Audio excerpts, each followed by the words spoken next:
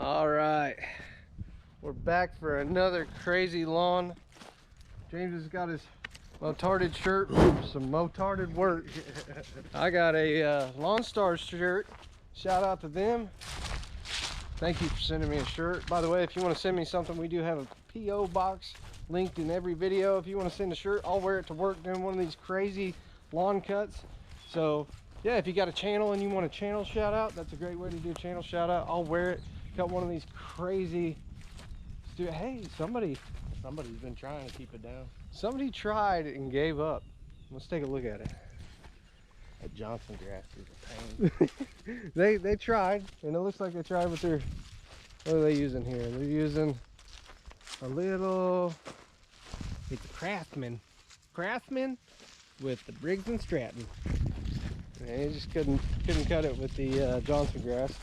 Hey, since we were here last, there's some poison ivy growing right there, and all up in there. So, guess what we're not touching there? And somebody tried. They were getting it. They got in here quite a bit. Hey. Man, that's Virginia creeper. Is it?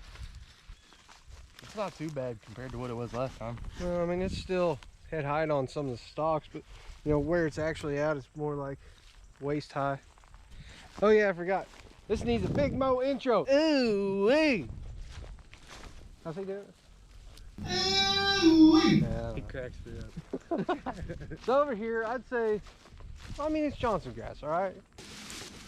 It's some tall stuff. By the way, if you want to, I decided, gotta clean that camera COVID. Normally I'd wipe it with my shirt. I'm using one hand, all right? Bust out the phone, get some double camera action going on. Filming. Some tall, crazy ones, right? Just taking a picture for Instagram. If you'd like to, I decided I'm gonna start keeping up and dropping daily content on Instagram. So if you want to see that, my Instagram's linked below. Also, we have a Facebook group, Lawn Care Juggernaut Facebook group. It's mostly for contractors and sharing your work and talking about your work and experiences. So if you're new or into the business, it's there. But if you're a homeowner and you want some tips and tricks, there's a lot of professionals in there, and they are willing to share their experience. Feel free to come in, ask a question, pop out your phone, don't be shy, just make a quick intro video, say, hey, my name's such and such, I'm from here, this is what I'm doing, and yeah, make it short and sweet, you know, 1 to 3 minutes, and I will watch it and interact with you. Back to the job. You know, it's not too bad. There's James over there. James! Yes, sir. Are you texting? Yeah. Come make a video with me. Alright. James is always texting. Alright, so what do you guys want to see? This isn't gonna be the last time we cut this lawn, I guarantee it. I mean, if you had Johnson grass, there's no way you can keep up with this stuff. So it's probably not the last time. I know we've got one viewer that wants us to see the triangle brush blade from Stihl. We've got our Echo brush blade. We've got our Weedeater string. We're gonna use the, I believe it's the Titanium Pro. James! Yes, sir. Come make a video! Alright. I believe we're gonna use a Titanium Pro co-extruded line on this, or the Titanium Force line, whatever. Either one or the other. We want to put the equipment up against the tough stuff so that you guys know what it'll handle. I'm gonna trash it out, cutting the wildest, tallest, craziest, nasty stuff, because for some reason you sick individuals love seeing us cut stuff like that. And at that, I think we ought to get to it.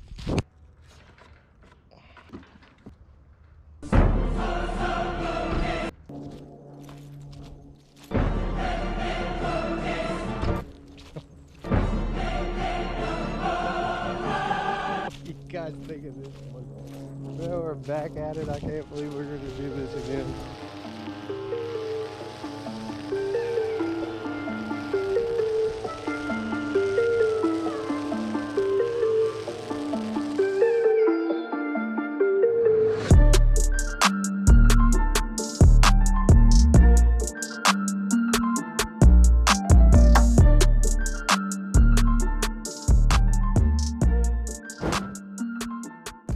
Hey, welcome back to the channel. If it's your first time, I want to say thank you for stopping in. I hope that you enjoy it, and I hope that you end up binge watching the rest of the videos.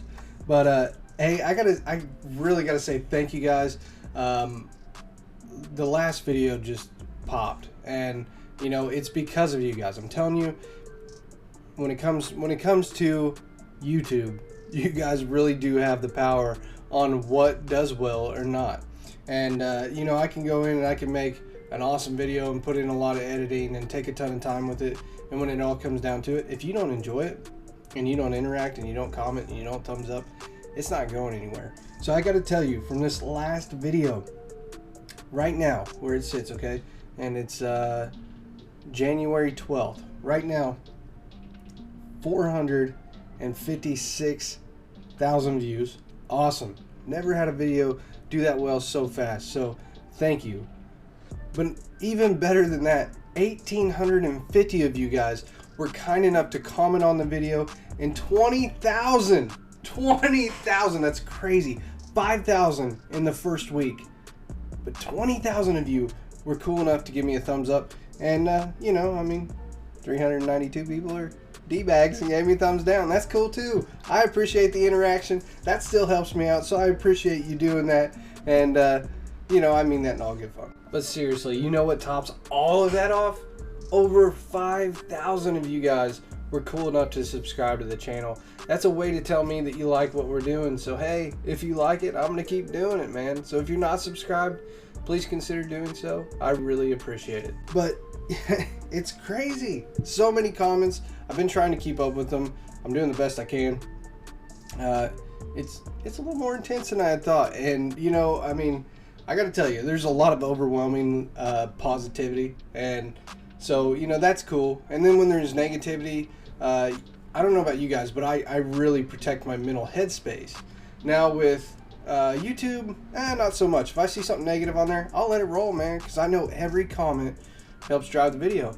And if that video does well, then I get out to more people and I can speak to more people and hopefully help more people or share my experience or whatever. You know, I mean, there's a lot of ways to connect with people, and if I got to take a little negativity to do that, then I'll do it. But when it comes to like places like Facebook and stuff, one of the things I do is if I'm getting like repeated negativity, block them. Cut them out of your life like cancer. I don't care, man. I'll block my family members. See ya. You know what I mean? Like, if it's just not a helpful, healthy environment, just let it be.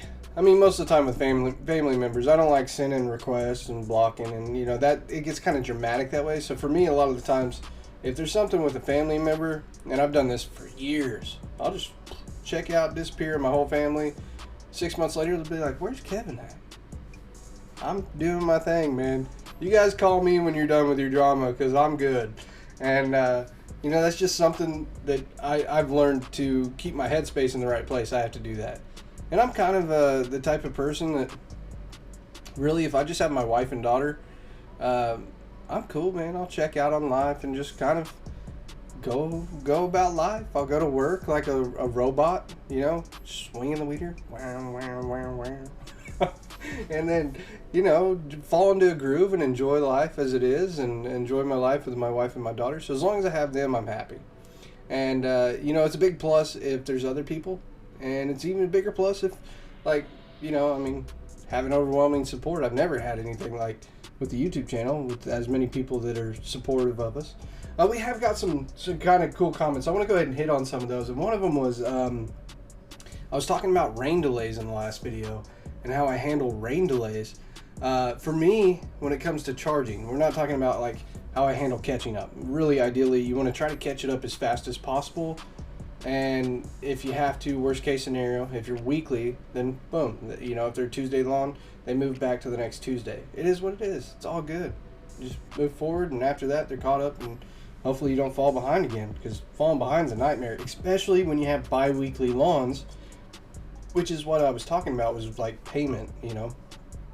But with bi-weekly lawns, when you're trying to catch those up, you know, if they fall back to 3 weeks or even worse, and you get rained out 2 weeks in a row and they're at a month, you're talking about some crazy overgrowth. Like, stuff that I'm cutting now in the right conditions, if they have Johnson grass in their backyard, you're looking at waist high grass. If they have crabgrass, you're looking at knee high grass. You're not talking about mowing a lawn anymore. You're talking about doing a cleanup. So when I was talking about charging more, absolutely companies charge more if they get rained out. And the reason why is when they come back, hey, you get rained out and you're playing catch up and you're catching up, 50, 60, 100 clients, whatever. It takes time, like excessive time, more time. Everything's wet. When it's wet, it's harder to cut. It'll clump up on the mowers. You can't take the mowers through certain areas, so you got to use the weed eater. Everything just slows down.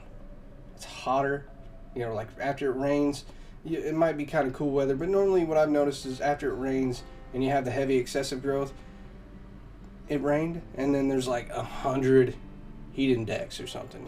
It's always crazy, really, really humid, nasty weather.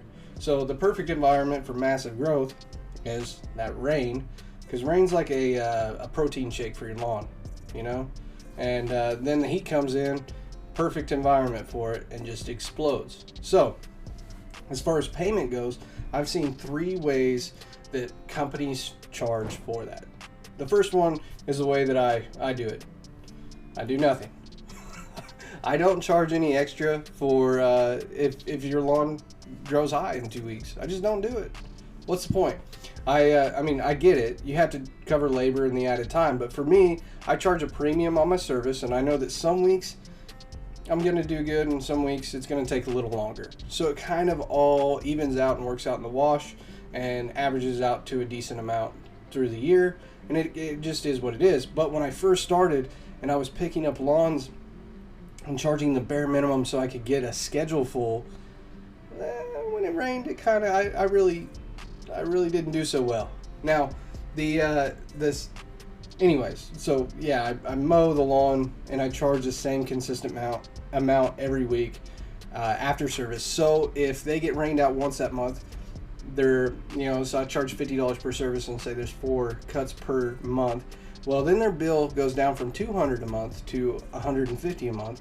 But I wasn't there that one time. But really, that one catch-up day took it's like time and a half. So when we talk about charging more, I want you to keep in mind that if you go to your payroll job and you clock in, imagine clocking out and working time and a half and not getting paid for it.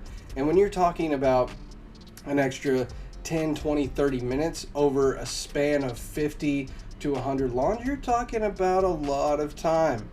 And if you have payroll, labor, employees working with you, you're talking about a lot of money you're shelling out. So sometimes companies charge more. Again, I don't, but some companies do. So the other way they handle it, the second way would be that they would charge a surcharge to cover that extra time and labor. And then the third way is that they use contracts in their business. And contracts are cool because it offers benefits for both the owner of the business as well as the homeowner, that's getting the service. So here's the thing. Think of it like a utility bill. You're paying for what you use with this surcharge, right? So sometimes your water bill, if you look at it on a week-to-week basis, it would be high one week and low on the next. That's kind of how the surcharge works. With the contract, what it does is it actually makes it a level monthly billing. So what they're doing is they build an estimate based off of either estimated man hours or estimated number of services. And their service price is probably built around an estimated number of man hours. And so the man hour rate comes down to doing the math on figuring out what your expenses are and how everything works and how much you need to charge so that you can break even, right? But not only break even, you got to make money. You got to make a little profit so you can invest back in the business, hopefully grow, get some owner's compensation, put some money in the bank, buy some health insurance, set some money aside for down the road when you're replacing a knee because you're doing this for 10 years and it's really hard work and it tears up your body, and nobody thinks about that stuff. They're like, hey, you're going to cut my grass? Yeah, I'm going to cut your grass. Why are you so high? Because you're paying for my knee replacement that I'm going to have in 10 years.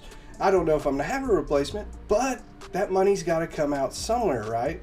You have to be able to set aside for the future, and there's always going to be a snake in the grass. You have to be able to replace your transmission when your transmission goes out, or you have to be able to replace your truck or the engine on your mower, or buy a new weed eater when it's stolen, or a backpack blower. There's all sorts of expenses that come up out of nowhere. Maybe you got a real high labor one week. So getting on to that third one, it's contracts. What they do is they build it out, right, with a set number of services. So for around here, it's 32 lawn services and four leaf cleanups. But we're just going to talk about the lawn services, right? So 32 lawn cuts, and you break that out.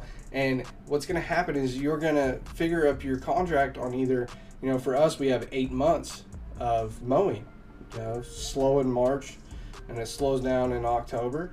But it ramps back up with leaves after that, and in the middle it's pretty busy. You either get rain or you get really, really high heat. You know, some people are like, well, you know, it slows down when it gets hot. Yeah, but it's hot. You ever been outside when it's 115 heat index and try to do that all day and work a very labor intensive job? It's difficult, man.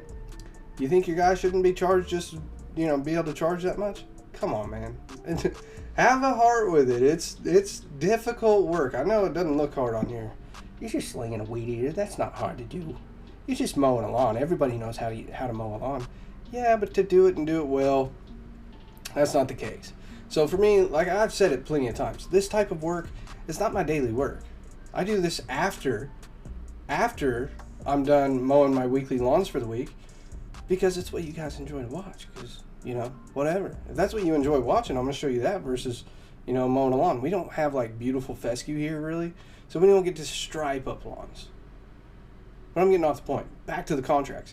They break that down with level monthly billing. So the big plus for the customer is, even though they're paying for that service that was rained out, it's still a lower monthly amount than, say, what I would charge. So I charge, you know, $200 a month. And then if you break that down into level monthly billing, I don't know what it'd come down to. I haven't done the math. But it's going to be lower, a lower monthly average, because it's broke down over 12 months versus, you know, 8 months. Do you get my point? So big plus for the customer because they have a lower monthly bill. And then, you know, plus side for the contractor is that they get paid for the catch-up time when it rains.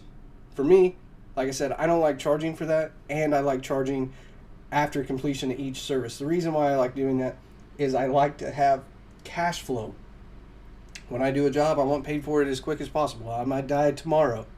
That's not my line, but a friend said that to me one time, and I'm like, whoa, that's pretty smart. Maybe I should try to get my payment from my clients faster. I could die tomorrow. I might need that money today. It might be nice to be able to have my wife and daughter not have to chase money after dying. I'm hoping I don't. Anyways, my point is, I need my money as quick as possible so I can replace things or invest. Sometimes you have awesome opportunities come up, and if you don't have financial backing, then you can't take advantage of that opportunity that's right there. So for me, I charge the customer upon completion after each service. That keeps it really nice because nobody is, you know, ever questioning what was done and when it was done and how it was done and all that stuff. It's all right there up front. Everything's handled as quick as possible. Flooded. Yeah, it's probably coming from the house. You what? It's probably coming from the house, which is their sewer. Yeah. I wouldn't mess with that. Go around it and get it the best you can. Don't fall in it, because yeah, that's probably poo-poo water. Yummy. So I mentioned earlier in this video we were going to be using the Husqvarna Titanium Pro line. James has actually got heavy duty line in, and you'll always know that if you see a bright yellow, that's heavy duty or ugly line. It depends on if you get it from Lowe's or Home Depot. It's the same stuff though. That's basically a triangle shape string, and man, it tears through stuff. It's a really good line. I've used that for years, and then we've been using the Husqvarna Titanium Pro and Titanium Pro X, I think is what it's called. That second one's like a new line that they're coming out with that's co-extruded. That's pretty good stuff too, and that's what I was using in my weed eater. I was kind of going slow in the beginning because I had the GoPro on my mounted on my Weedeater. But I will say, both those strings, you know, they're really good strings. So I mean, they'll tear right through the tall stuff, and then they do well on our weekly manicured lawns as well. So you know, which I think is pretty important. It's not only is it going to do good on the ugly stuff, but is it going to make the lawns that are nice look good too? So you know, I think they're pretty comparable. They do well. We are using the Echo Speed Feed heads. They come standard with Echo trimmers. And I've tried the larger units they have. I mean, they're cool, but I don't know that they add some more weight, and they don't really add a whole lot of string in that space. They look a lot bigger, but you know, I kind of like the smaller ones, to be honest with you. And then we did get our hands on Husqvarna's new rapid release, which is their version of the speed feed head. So I'm going to do an overview on my thoughts and opinion on that, and you know, what I think about it, and then I'll do a review down the road actually after I've gotten to beat it up. Yes, ma'am. We have no idea, ma'am. The city actually hired us to just come and keep the grass down. Okay. We were the guys that were here last time I got mowed too.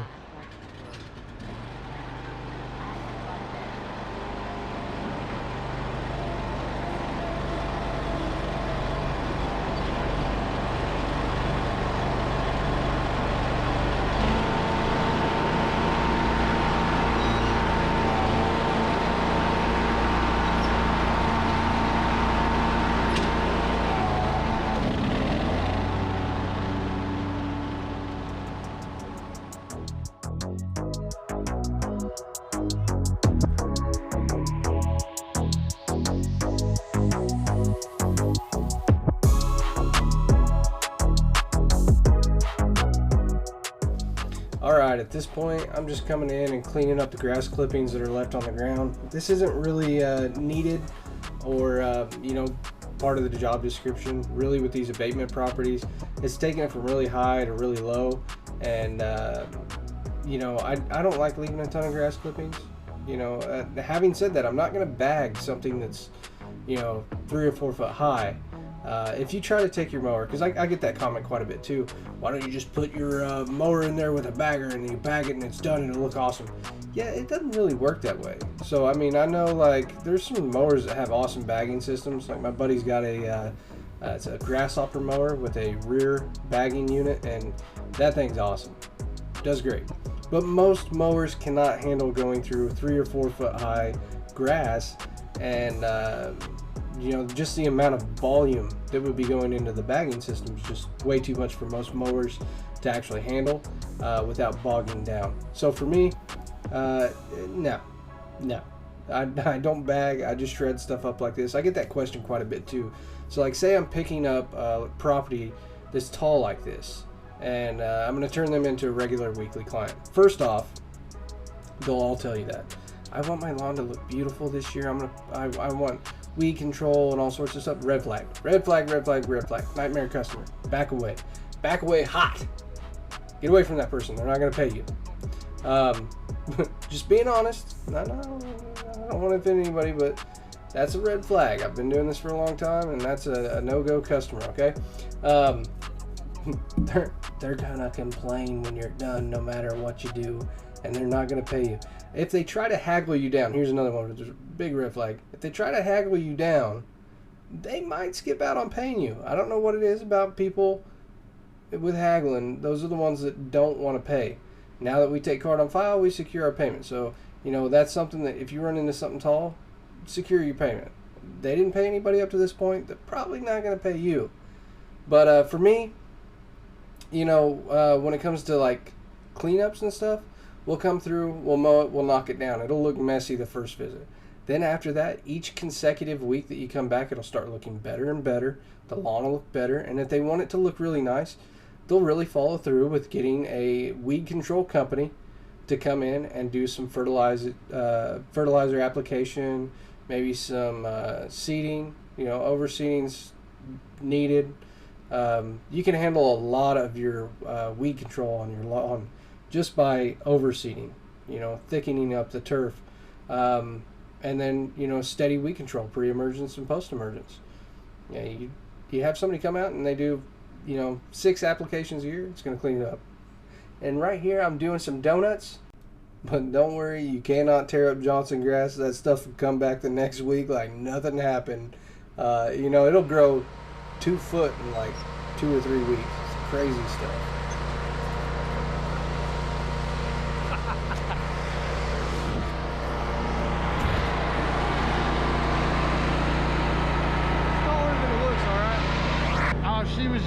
She wanted to thank us for taking care of it because it was so overgrown. She said she's seen like dwarf-sized rats run out of here, and raccoons and stuff. She's wanting to figure out what they're doing with the lot, and I said, well, your best bet would probably be to contact the city. And if the city doesn't have it, I said, next time, if and when the kids come back over, I said I'd talk to them. We tore it up. Yeah, this went way quicker than last time. That went fast. Yeah.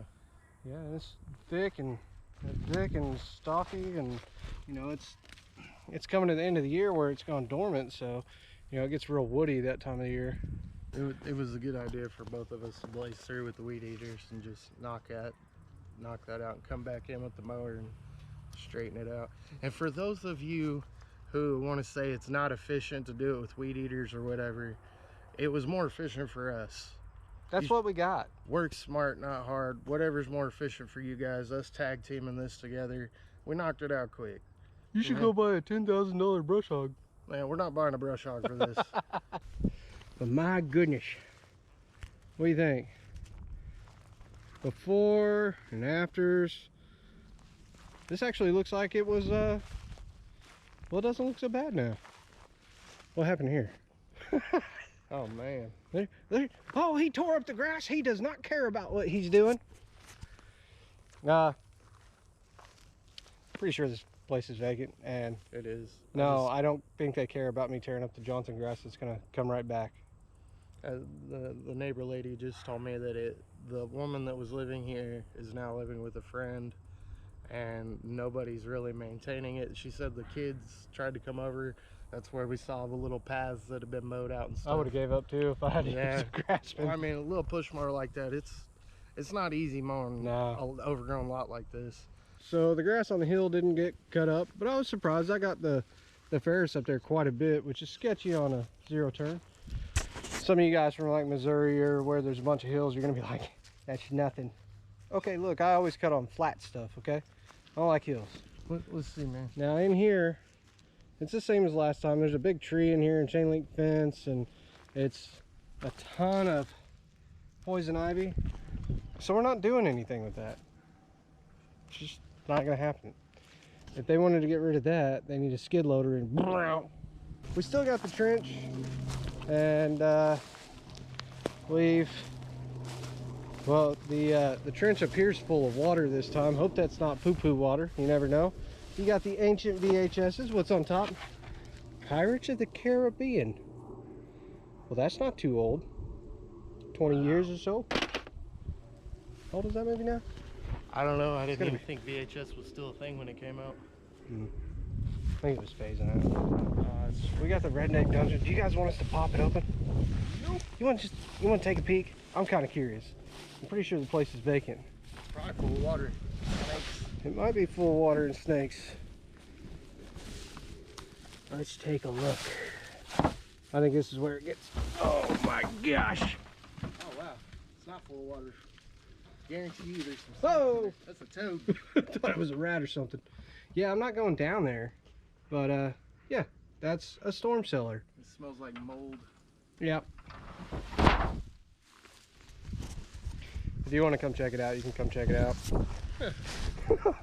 It's a storm cellar. If you've ever, so we live in, we live in the Tornado Alley, which is where tornadoes roll through, and we both grew up in Kansas, southern Kansas, south side. Grew up on the southeast side of Kansas, about, I don't know. Well, the house we lived on later in life, when we were teenagers, we could walk across a field and we were in Oklahoma. That was kind of cool. Yeah. And now we are here in Oklahoma, and it's weird because in Kansas every house has a basement and a cellar or something to stay safe. Here, nothing. Water level's too high. Yeah, it's very, very rare that you see a cellar. They do have the ones you can put in your garage and bolt down, and the ones you can bury like this. But I said water level, it's water table. The water table's too high. Yeah, we got a lot of clay and rocky soil, and they run into a lot of bedrock too. So yeah, that's that. High water table means easy to do a well though. So if you're tired of city water, dig a well. Yeah, but bedrock. Oh yeah, that's true. I wouldn't recommend doing a hand auger with bedrock. Yeah, don't dig a well in the city. Do not. If you hit something, you're liable. If you do dig, call 188. Is it, what is it? 811 91, not 911, 811 dig. Whatever. They'll come out and show you where all your stuff's at in the ground, so you know where it's safe to dig. Yep. Gas lines, sewer pipes, electrical wires that might be running through, they'll let you know where it's at and let you know where it's safe to dig at, so you're not jacking something up and costing you even more money. Yeah, and you're liable if you hit something and you didn't call them. Yep. So, what's the word of the day, dog? Beast mode. Beast mode!